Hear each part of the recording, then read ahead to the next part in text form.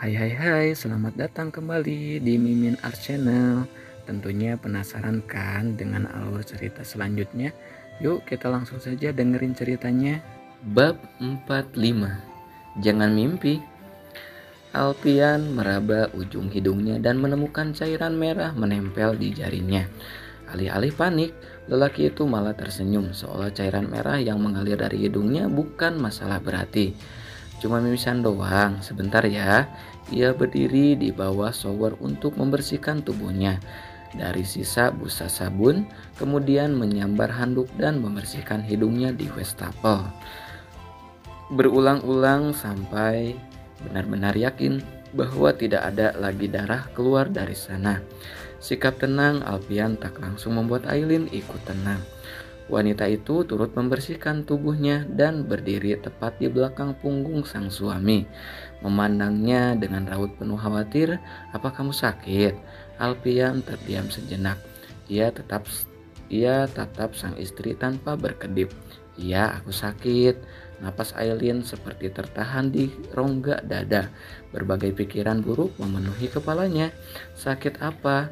Tidak parah kan? Cuma mimisan biasa kan? Saat kecil aku juga sering mimisan, tapi sampai sekarang aku baik-baik saja, ucapnya panjang lebar. Gelak tawa Alpian memenuhi seisi ruangan berukuran 3 kali 4 meter itu. Raut cemas Aileen membuat perutnya serasa digelitik. Tangannya yang kekar seketika menyambar tubuh mungil sang istri, menekapnya sangat erat, lalu menciumi puncak kepalanya. "Memangnya kenapa kalau aku sakit? Kamu akan sedih?" tanyanya menyahut. Aileen memilih memendamkan diri pada tubuh suaminya yang basah, menyembunyikan genangan kristal bening yang memenuhi pelupuk matanya.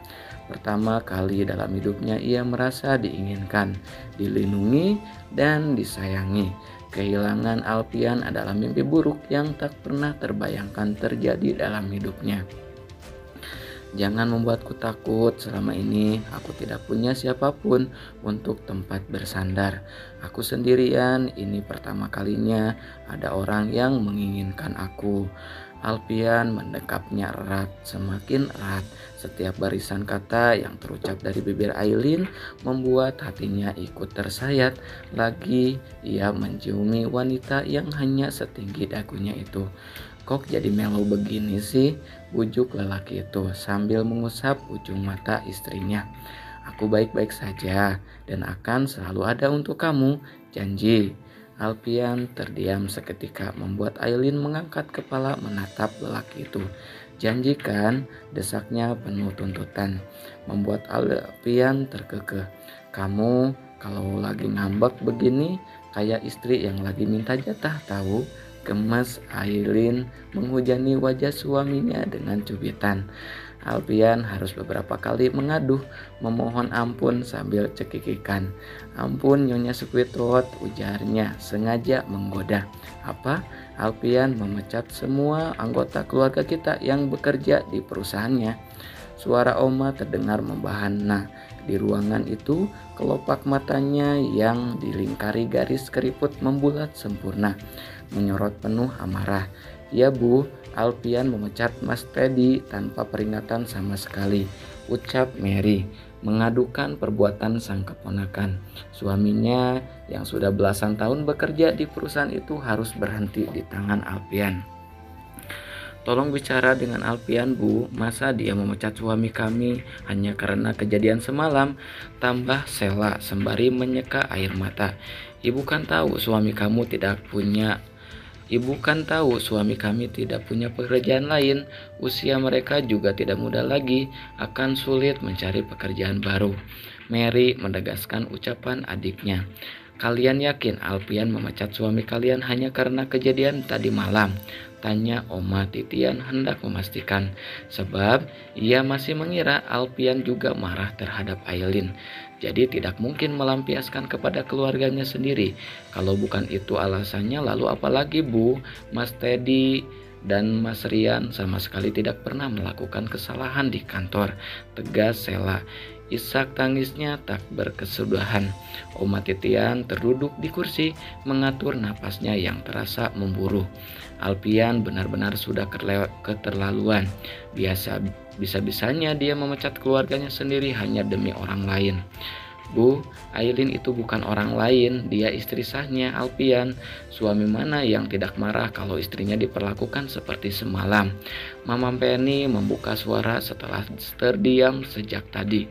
Tatapan Oma menghujam sang menantu. Mama Penny yang selama ini mendukung setiap keputusannya kini berbalik arah. Sepertinya kamu juga kena pengaruh perempuan itu ya. Untuk apa kamu bela dia? Saya hanya mendukung keputusan Alpian, Bu. Alpian sudah dewasa dan bisa menentukan pilihannya sendiri. Ucapan menantu pertama di keluarga Darmawan itu membuat Oma Titian semakin berang. Sampai kapanpun ibu tidak akan pernah menerima perempuan itu sebagai menantu di keluarga kita. Kamu jangan terlalu naif, Penny. Kamu lupa bagaimana Riana dan ibunya menipu kita. Sekarang Alpian malah menikahi adiknya. Riana hanya karena anak yang belum tentu benihnya. Aileen itu hanya anak tiri Big Nana. Dia tidak tahu apa-apa tentang perbuatan kakak dan ibu tirinya. Lagi pula Boy memang anaknya Alpian dan sudah terbukti dengan tes DNA. Ibu belum lihat saja anak itu. Dia mirip sekali dengan Alpian. Pokoknya ibu tidak mau tahu. Satu-satunya menantu pilihan ibu hanya Audi. Seharusnya Alpian menikahi Audi yang jauh lebih layak menjadi menantu di keluarga kita, ucap Oma sambil melirik ke arah Audi. Mama Penny hanya melirik Audi sekilas. Gadis itulah yang pernah membuat putranya patah hati selama bertahun-tahun. Jadi bagaimana nasib kami, Bu? Mary kembali bersuara. Kamu tenang saja, ibu akan menemui Alpian untuk meminta dia membatalkan pemecatan untuk suami kalian. Mobil yang dikemudikan Alpian melaju dengan kecepatan sedang pagi itu. Jalanan pagi ini cukup padat oleh kendaraan. Sudah hampir 30 menit sejak mereka meninggalkan apartemen, menghembuskan napas panjang. Alpian melirik sang istri yang tertidur pulas sambil memeluk sebuah boneka bantal. Sebelah tangannya mengulur membelai puncak kepala, mengacak rambut panjang wanita itu dengan gerakan sangat pelan. Sudut bibirnya melengkungkan senyum. Ada rasa bangga akan kemampuannya membuat sang istri kewalahan sepanjang malam, membuktikan kejantanannya yang luar biasa. Suara siulan riungan pun terdengar sepanjang jalan, hingga akhirnya mobil memasuki sebuah gedung berlantai 5 dengan cat serba putih. Sayang, bangun, sudah sampai, ucapnya sambil mengguncang bahu. Aileen menggeliatkan tubuhnya, merentangkan tangan, lalu mengucap matanya yang masih dikuasai kantuk. Namun, kesadaran wanita itu kembali utuh saat melihat bangunan di hadapannya. Ini kan rumah sakit, mau apa kita ke sini? Lilihnya dengan suara serak. Mau konsultasi, aku sudah buat janji dengan seorang dokter. Bola mata Aileen seketika membeliak. Konsultasi? Kamu benar-benar sakit? Alpian terkekeh. Istrinya itu menjadi sangat paranoid setelah insiden mimisan tadi. Bukan aku, tapi kamu. Aku tidak sakit, potongnya cepat. Aku tahu kita cuma konsultasi dengan dokter kandungan. Kamu belum boleh hamil lagi karena baru beberapa bulan lalu menjalani operasi.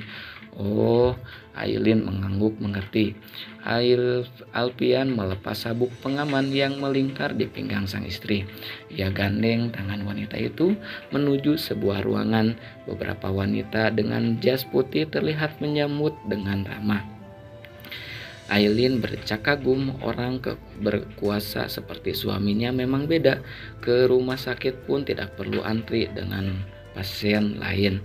Baru memasuki ruangan, Aileen sudah mendapat pelayanan khusus. Ia langsung diperiksa secara menyeluruh oleh seorang dokter ahli kandungan. Semalam setelah aktivitas bercinta, ia sempat mengeluhkan nyeri pada bekas jahitan operasi, sehingga Alpian meminta untuk diperiksa lebih lanjut. Aileen pun harus menahan malu sebab beberapa bagian tubuhnya yang bermotif polkadot merah buatan Alpian itu harus terlihat oleh sang dokter. Karena Nona Aileen baru menjalani operasi beberapa bulan lalu, jadi untuk sementara ada baiknya kalau menunda kehamilan. Untuk itu ada beberapa pilihan alat kontrasepsi, jelas sang dokter. Mana yang paling aman? Tanya Aileen. Semuanya aman, hanya tergantung kenyamanan pasien. Mungkin mau coba dengan suntikan dulu. Wajah Aileen seketika memucat mendengar kata suntik. Satu hal yang tidak diketahui Alpian, istrinya itu sangat takut dengan yang namanya jarum suntik. Kenapa tidak pil saja, sambar Aileen.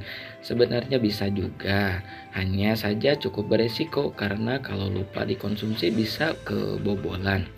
Tukas sang dokter. Tapi masih ada cara lain kalau memang tidak mau suntik.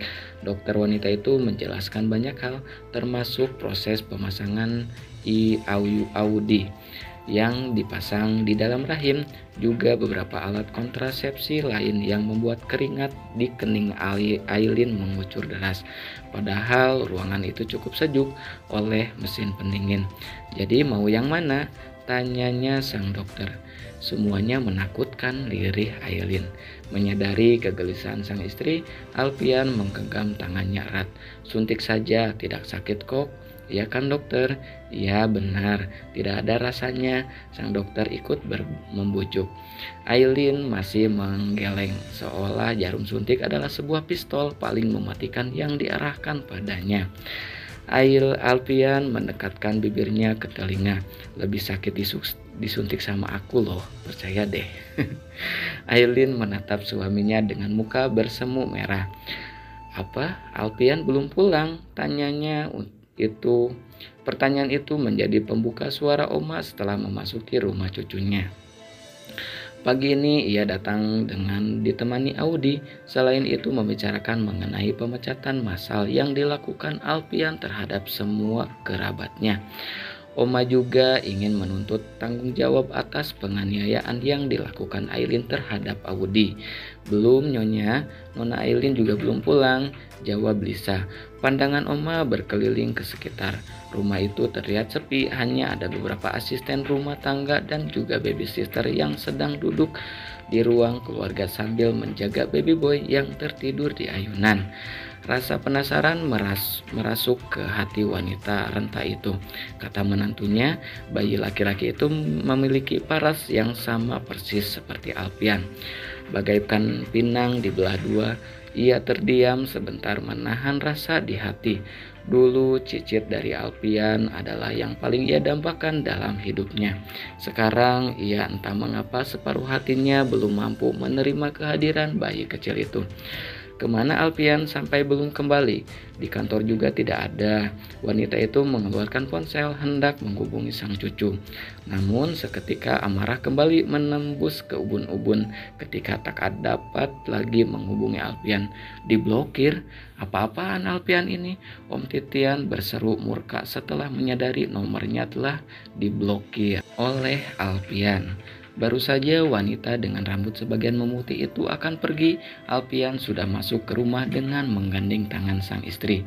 Baik Oma maupun Audi terpaku di tempat. Dua wanita itu berbeda generasi itu tampak shock menyadari keberadaan Oma dan Audi di rumah. Alpian langsung merangkul pinggang wanita di sebelahnya, menariknya hingga menempel pada tubuhnya. Tidak akan ia biarkan Oma maupun Audi menghina istrinya lagi. Mau apa Oma kesini? Sapaan Alpian terdengar datar. Ia bahkan enggan menatap sang Oma. Oma menarik napas dalam-dalam, melihat kelembutan Alpian terhadap Aileen membuatnya gerah. Oma kesini untuk membicarakan hal penting dengan kamu. Alpian sudah dapat menebak apa yang hendak dibicarakan Oma dengannya. Kalau kedatangan Oma cuma untuk memintaku membatalkan pemecatan itu, lupakan saja, aku akan tetap memecat mereka. Apa-apaan kamu, Al? Rupanya perempuan ini benar-benar sudah membuat kamu berubah ya. Tuduhan demi tuduhan yang dilayangkan Oma layaknya api yang menyulut kemarahan Alpian. Lelaki itu menyorot tajam. Kalian semua yang membuatku berubah. Ia masih mencoba menekan emosi, lantas melirik sang istri yang tampak tidak nyaman dengan perdebatan itu. Sayang, kamu ke kamar saja. Aku harus bicara dulu dengan Oma. Aileen mengangguk pelan. Permisi Oma, saya duluan. Kemudian melirik putranya yang sedang lelap di ayunan. Ruang baca menjadi tempat yang dipilih Alpian untuk bicara empat mata. Ia tidak ingin Aileen sampai mendengar perdebatannya dengan Oma. Ketika pintu ruang baca tertutup, Audi melirik Aileen dari ujung kaki ke ujung kepala. Spontan saja matanya melotot setelah menangkap beberapa tanda merah di leher Aileen. Tubuh wanita itu seketika meremang. Timbul dugaan dalam hati kalau Aileen dan Alpian baru saja menghabiskan malam bersama. Aileen tersenyum penuh percaya diri. Mau merebut suamiku? Jangan mimpi. Nah segitu dulu ya bab 45-nya, begitulah ya. Keharmonisan Aileen dan Alpian saya semakin menjadi-jadi ya. Oke, ditunggu aja bab selanjutnya. Makasih banget loh yang selalu stay tune. Bye bye.